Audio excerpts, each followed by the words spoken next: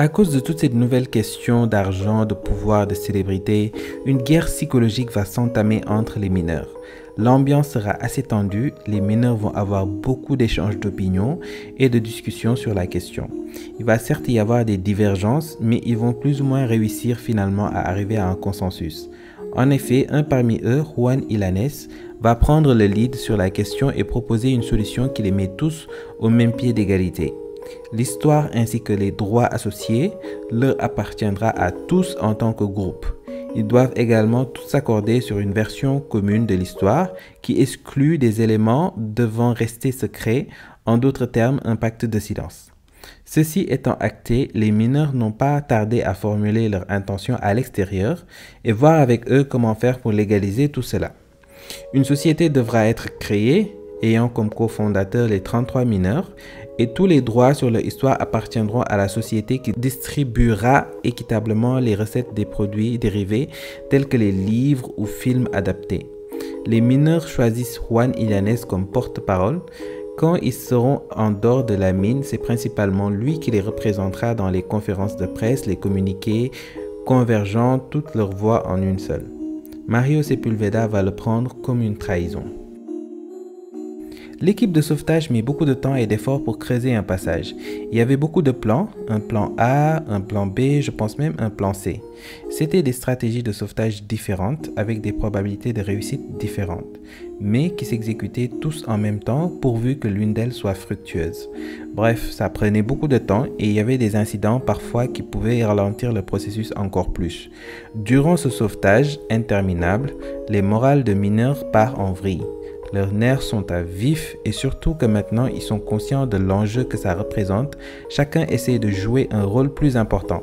Certains iront même jusqu'à s'improviser directeur des opérations, ce qui va créer beaucoup de tensions, disputes et bagarres. L'anarchie est de retour. Finalement, c'est le 13 octobre 2010, après 69 jours d'emprisonnement, que les mineurs seront tous ramenés à la surface sains et saufs. Luis Ursúa sera le tout dernier à remonter, ce qui fait de lui à ce jour la personne ayant survécu le plus longtemps à une telle profondeur. On se rendra compte après constat que la mine était dans un état des plus déplorables. Après plusieurs années de minage, sa structure s'est effritée, son entretien a été délaissé par la société San Esteban qui l'a gérée. La mine n'était plus dans un état réglementaire, plusieurs éléments obligatoires n'étaient pas disponibles. Il n'y avait pas de respirateur autonome, pas de lunettes de sécurité.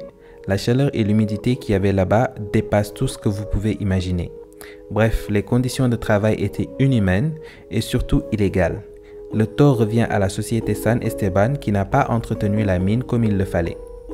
Lorsque le sauvetage a commencé, beaucoup de personnes, notamment les familles, les journalistes, le gouvernement ainsi que le président, si je ne dis pas de bêtises, sont tous présents. L'événement est retranscrit en direct en local comme à l'international et c'est pas moins de 1,2 milliard de spectateurs qui y ont assisté. Je ne sais pas si vous vous rendez compte, c'est plus que l'audience de la finale de la Coupe du Monde en 2018. Après leur sortie, les mineurs vont recevoir, comme on pouvait s'y attendre, beaucoup d'attention de la part des médias. Ils vont être surmédiatisés, ils vont faire les titres, ils seront invités sur les plateaux de télé. Plusieurs réunions et célébrations leur seront accordées. Ils vont aussi recevoir de l'argent que Farkas leur avait promis. Ils recevront des médailles et voyageront partout dans le monde pour faire des interviews ou assister à des événements. Ils vont se faire plein d'argent et vont gagner en popularité. Ils vont également recevoir beaucoup de cadeaux de la part de plusieurs entreprises. Apple notamment va leur offrir à chacun un iPod Touch. C'était en 2010, c'était big deal à l'époque. Ce train de vie intense ainsi que toute la pression médiatique qu'ils vont subir après avoir été fragilisés psychologiquement par une expérience éprouvante ne va pas du tout faire du bien à tout le monde. Certains vont préférer abandonner tout ça et vite retourner à une vie normale avec un emploi et une routine. D'autres vont se retrouver dans une spirale infernale en sombrant dans l'alcoolisme et la dépression.